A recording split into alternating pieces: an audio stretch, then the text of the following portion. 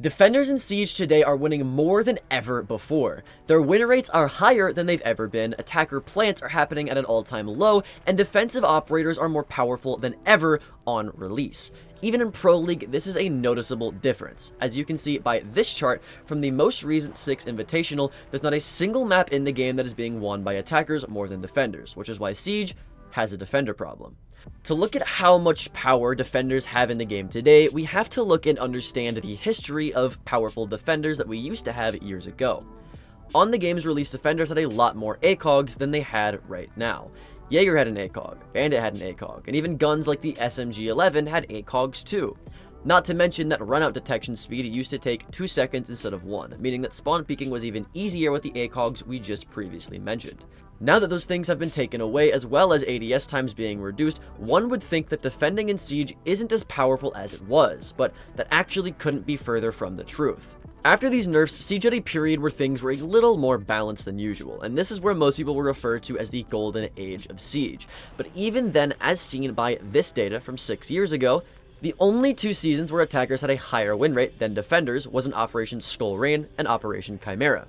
You might be thinking that this is because of the lack of strong defenders, but that's not true either. These operations in specific still had Valkyrie on release, which was really powerful, and sometime in between, Mira had come out as well, before all of her nerfs we had known today. Echo, before his nerfs, was also in the game as well, so clearly it wasn't due to a lack of good defenders. It actually was because of a surplus of good attackers. Let me explain.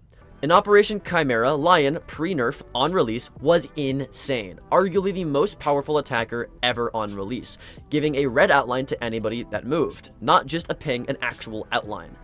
Capitao had come out in Operation Skull Rain, and back then, before Grim and Ying and frag grenades could do his job but better, he was one of a kind. This is all to say that even when Siege was old and considered a balanced game, it never truly was. Siege has always been a defender-sided game. The only 2 examples of it not being defender-sided was being when they released strong attackers. So if Siege has always been a defender-sided game, why are people suddenly saying that it's defender-sided as if that's anything that's new? Well, that's because, unfortunately, it is. Even after my entire speech on how the game has always been defender-sided, I still think it is more defender-sided now than it ever has been. To prove this, I asked my Twitter if they thought Siege was defender-sided, and around 80% of the votes said yes. I then asked my YouTube community the exact same thing. And again, I got the exact same answer. So even after all of the defender nerfs we have been seeing as of recently, why is defense stronger than ever, even more than what we talked about earlier? What most Siege players will point to is the pure amount of strong defenders being released. First, you have Azami, who can make up to 5 barriers around the map that you can throw anywhere with one of the highest skill ceiling gadgets in the entire game. Immediately after that, you have Soulless, who can stop attackers from using any of their drones in the prep phase, and is a wildly powerful roamer. Then you have Fenrir, who has 5 blinding mines, 3 of which are activatable at a time, that take 0 skill to get heavy value out of. If that wasn't enough, now you have Turbo, who in tandem with other gadgets can be amazing at wasting time, getting kills, and keeping walls closed with a crazy good DMR. Now, releasing strong defenders like this is why most people think that the game is heavily defender-sided. Now, I agree to a certain extent, but I don't think that's actually the main issue on why the game is defender-sided right now. To find out the main issue, let's look at attackers instead. The past attackers Siege have been releasing have been nothing short of terrible. Let's take a look at Sens. Sens came out as one of the worst operators on release, and still stands there today. Grim on release was also horrible. Now, they've buffed him a bit, so he's a little bit viable now, but he wasn't always that way. Brava is another operator that could be more powerful, but is only really situational at best if you're going against utility that you can actually use her for. Most people just bring her to use her good guns. Ram is the same way. Ram is a great operator, especially on console, but it's mainly for her guns. Her utility, on the other hand, is only powerful on certain sites where you can actually go above that site on a soft floor. Deimos on release was pretty good as well, arguably, but is also a little map dependent just like Ram is. So not only are they releasing powerful defenders, but the attackers they've been releasing aren't nearly as good, with some only being situational at best on certain maps. This, I think, is the main problem. Remember what I said earlier, there have only been 2 seasons where attackers have come close to balancing the game out in a defender-sided game. I don't think it's a coincidence that these two operations, these two seasons, are seasons that they released powerful attackers. Defense isn't strong because they have strong defenders, although it is an issue for sure. Defense is strong because there aren't strong attackers. To prove this, let's again look at Pro League. At the peak of this defender-sided meta last season, before Azami was nerfed, most Pro League players weren't winning on attack either. There were only 3 teams with positive attacking win rates. The only reason they had positive attacking win rates was because they found operators that were strong currently to counter the powerful defenders in the game. Operators like Monty, Ying, Grim, and other operators focused on taking space and planting the bomb rather than countering a bunch of utility. Why did this work? Because these teams adapted and realized that the strong defenders weren't the issue, it was who they were using to attack that was instead. If you throw a bad attacker at a good defender, you will lose. Almost all of the time. But if you can adapt and find niche good attackers that don't need to counter the defenders, you can win. You don't need to counter the turbo route and the Kate on a wall if you don't end up pushing the wall. You don't need to counter the Azami if you're pushing past it with a Monty shield. You don't need to see when Fenrir blinds you if you push out of its range immediately, or you blind them as well with a Ying. This brings me to the main point of the video. Does Siege have a defender problem? Unfortunately, yes, but not as much as you might think. To take a look at why, let's look at other bomb-based games, primarily Valorant and CSGO. In these games, you have multiple bombs, but you'd only have to plant at one of these bombs. You have 5 attackers and 5 defenders, with a set time limit for the attackers to get the bomb down, and a set time limit for the defenders to defuse that bomb. You have utility you can use to get an advantage, and guns to secure kills, but the main objective again is planting the bomb. Sound familiar? Siege is literally the exact same way. But are these games also defender-sided just like Siege is? Well, technically yes. Any game where attackers have to attack and initiate while defenders just have to sit and wait and hold angles is going to be defender-sided, especially if you're on a time limit that attackers have to bend to. Like I said, Siege is no different. So in that aspect, yes, Siege is defender-sided, and it always will be, but I don't think that it's as bad as people actually think. The Siege community, in specific, is terrible to adapting to new metas. Hell, it took players years after Finka's release and after Finka came out to realize her LMG was a good gun, and it took Pro League players years to realize the full potential of something as simple as frag grenades. And with the stark contrast to good defenders and bad attackers that I was talking about being released, I can see how people have this opinion that it's very defender-sided. Now, I won't deny that Siege's defender problem is a lot worse than other games because of these defenders. That is just an irrefutable fact, but I think the way to get past this isn't by nerfing defenders, but by making strong attackers. Likewise, I think that if Siege community as a whole got better at countering defenders, people wouldn't have as much of a defender issue in the game as they have now. To Ubisoft credit though, they are nerfing a lot of these defenders this year. They just nerfed Azami, and next season they're going to nerf Solus, making it to where she can't actually use her gadget in the prep phase. They're also going to nerf her again, so they're nerfing Solus twice. They're also going to nerf Fenrir twice, as well as the fact that, like I just said, they're nerfing Azami. So this is a step in the right direction. But if they want to get rid of the issue as a whole, or at least the majority of it, they need to release stronger attackers instead. But it's not just Ubisoft that's able to do something. You can too. Most people don't realize that a lot of these powerful defenders are easily counterable. If you have an Azami, like I said, just push past it with a Monty. You can also Capitao fire an Azami, or Grimby people on the Azamis. On the Azami player, get a DMR and shoot the Azamis down. You can also play Flores and get the Azamis. There's a lot you can do. For Fenrir, you can just bring Brava, bring Twitch, bring Ash, bring Frag Grenade, or just push past the blinds with a Monty, with a Ying, or whatever it may be. For Solus, don't drone in the prep phase, or if you're going to drone, put your drone in a cutoff camera position, then get off your drone so she can't track your drone. There's a simple option of you just banning these operators as well. So a lot of these defenders are easily counterable. People are just lazy because they want to rush in and complain about the defenders instead of just countering the defenders with an attacker. Another reason that Siege can seem defender-sided more than most games is because most people think that it's never been this bad in Siege, which is unfortunately true, but it's gotten close a few times. Enter the information meta. A few years ago, Siege was in a defender-sided meta like it is now, and close to the amount it is now as well, where the operators Mira, Valkyrie, Echo, Maestro, and Legion were being abused all of the time and dominating the ranks and even Pro League of Siege. Valkyrie was and is still amazing by being able to hide all of her cameras very well due to how black and small they are and how you can throw them anywhere you want, and even being able to throw them outside without them getting disabled after 10 seconds. Mira was amazing because you couldn't knife her window, you couldn't ash it, you couldn't Cali it, so it was a lot harder to counter Mira as well. Echo was great because his drones were invisible when you deployed them on the ceiling, making post-plant situations a lot harder for attackers and making Echo a lot more viable. Maestro was great because there was no EMP grenades other than Thatcher at the time in the game, so there's less to counter Maestro, and you also couldn't melee his cameras either like you could do to Mira. And Legion Mines were great because they were also invisible.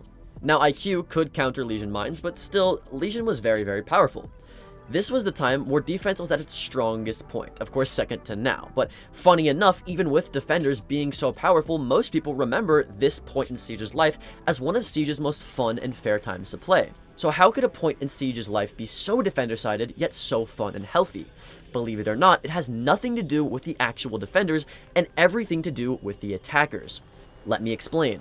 When Valkyrie came out, Blackbeard came out, who on release was actually an amazing operator. You could dump both of your actual gun magazines into his shield and it wouldn't break. When Mira came out, Jackal came out, who is even better than he is today because Jackal's received a lot of nerfs. When Echo came out, Hibana came out, who had a job no one else could do efficiently, which was getting hatches, and it gave diversity to the attacking side when Thermite was a must-pick every single round. When Maestro came out, there were still very strong attackers at the time as well, being that Thatcher hadn't been nerfed yet. And when Legion came out, Zofia came out, who was an amazing fragger, and IQ at the time could counter Legion mines as well, like I said earlier, so everything was still pretty balanced. People didn't mind a game that was a little more defender-sided because attacking was still fun and viable, and attackers on release were very, very powerful. So like I've been trying to say this entire video, the reason that Siege has a defender problem now, yes, it does have a defender problem, that most people hate isn't actually because defenders are super strong, contrary to what you might believe, but it's more to do with the fact that attackers are super weak on release. So yes, Siege has a defender problem, absolutely, I'm not denying that, it is terrible, but not because of the reason most people think. Not only should they start releasing more powerful attackers, but you as a player need to start playing different attackers as well to counter this. Like I said earlier, the teams with the highest winning attack rates are playing the weirdest operators to counter the certain defenders. You have to adapt. You can't just blame the defense because you're running in as Ashe and expecting to not get countered by a Fenrir. You have to ban certain operators. You have to play certain operators to counter those operators. You have to push different places. You just have to play differently. Instead of complaining, just adapt. It's the only chance of making a difference that you can possibly have. Now, I know I make it sound really easy, countering these defenders, but in reality, it's not that easy. You have to be a good player or at least be coordinated with other people on your team, maybe in a 5-stack, a 3-stack, or even a 2-stack, to be able to pull a lot of this off efficiently. So what can you do to maybe get a little bit better at countering these defenders? To understand this, we have to look at how powerful the defenders are, but specifically why they're so powerful. Now, a lot of these defenders have powerful utility, yes, but you don't understand why they're necessarily so powerful. These specific defenders that are powerful right now are powerful because they are good at wasting time. Let me explain. Azami is good at wasting time because if you peek an Azami, you will die. So naturally, you have to try to destroy the Azamis. In order to do this, you have to waste time doing that. You have to get a Flores and waste time Floresing it. You then have to shoot it with a DMR. You might have to, push past it, whatever it may be, but it all takes time. She also has 5 of these barriers, so that's 5 times that you have to waste a lot of seconds to be able to counter her. Not only that, but you have Fenrir. You also have to waste time countering the Fenrir, or if you push past it and you're blind, you have to waste time looking and turning around and trying to counter and taking a gunfight that someone swung because they know that you're there. Someone else is great at wasting time and holding space is Turborao. Turborao canisters last 12 seconds each, and he has 3 of them, making it to where Turborao can waste a lot of time on a wall, especially with someone like Cade to help him out on that, and make it to where you can't even push that wall. So you wasted the first minute of the round for absolutely nothing, and now you have to rotate to a different part of the site and do it all over again. The reason these defenders are so powerful is not really because of their utility, but it's because their utility is so good at wasting time. Not to mention the fact that we currently are in a meta that is really run and gun heavy, meaning that roamers are being played a lot.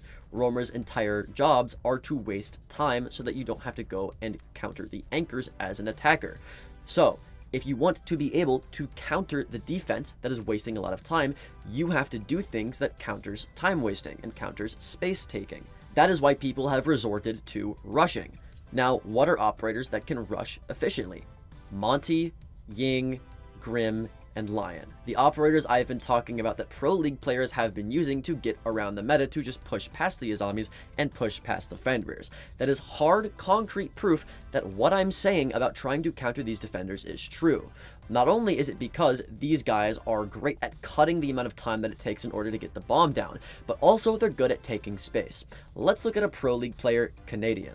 Canadian is an IGL for the team at Dark Zero. If you don't know who he has won many titles in terms of his Siege career and is considered one of the big 3 Siege players in the entire world. Canadian's entire job is IGLing, specifically with flex operators that are meant to take space. He uses people like Ying, he uses people like Lion in order to clear out rooms and take space quickly and efficiently to get the bomb down. Canadian is one of the best players in the world because he knows how to take space and cut through time better than most other players in the entire game. Now, like I said, what operators are good at doing this? Ying and Lion. What operators does Canadian play? Ying and Lion. Canadian happens to be one of the best people in the world even right now. Oh, what a coincidence. It's almost like his playstyle is the one that counters the current meta. Like I've been saying, if you want to counter the meta, you have to find ways, even ways that other people haven't found yet, to cut the amount of time that the defenders are wasting and to take space efficiently. Start using flash grenades less to get kills and more to clear rooms. Start using Ying less to get kills and blind people and more to clear out rooms because defenders are running away from your blinds. Stop using Lion to roam clear and start using Lion to coordinate pushes whenever you want defenders to sit still so you can take space. Stop using Monty to get kills and standing still so your teammates can get kills, and start using him to run at people to push them out of rooms whenever they're scared. It is all about taking space and making it to where you use the least amount of time possible to get to the bomb, to be able to plant the bomb, and make it to where you statistically win more attacking rounds. Which is why, again, the Pro League teams that are winning the most on attack right now are using people like Ying, they're using people like Lion, people like Grim, people like Capitao, people like Monty, who are good at taking space and good at cutting time to win the game right now. So yes, Siege has a defender problem, but there is something that you can do about it. If you like this video, check out my next video. My name's Alka, and I'll see you in the next one. Later.